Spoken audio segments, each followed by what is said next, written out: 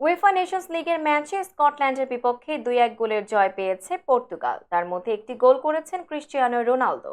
রোববার স্কটিশদের বিপক্ষে 88 মিনিটে গোলটি করেন তিনি। এটি তার ক্যারিয়ারের 901তম গোল। এদিনে স্কটল্যান্ডের বিপক্ষে রোনালদোকে রিজার্ভ বেঞ্চে রাখেন পর্তুগালের কোচ রবার্তো মার্টিনেজ। ম্যাচের 7ম মিনিটে গোল করে এগিয়ে যায় স্কটিশরা। দ্বিতীয়ার্ধে CR7কে মাঠে নামান কোচ। এতে গতি বাড়ে পর্তুগালের খেলায়। ম্যাচের 53 মিনিটে ব্রুনো ফার্নান্দেজের গোলে সমতায় ফেরে পর্তুগাল। এরপর ম্যাচের 88 মিনিটে জয়সূচক গোল করে সুপার সাব বনে যান রোনালদো। আগের ম্যাচে ক্রোয়েশিয়ার বিপক্ষে ক্যারিয়ারের 900তম গোলটি করেন রোনালদো।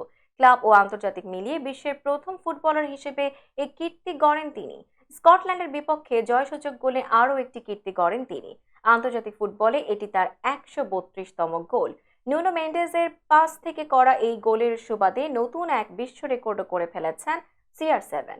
জাতীয় দলের হয়ে 48তম প্রতিপক্ষের বিপক্ষে গোল করেছেন পর্তুগিজ এই সুপারস্টার। কোনো একক খেলোয়াড়ের এত বেশি দেশের বিপক্ষে গোলের নজির আর নেই।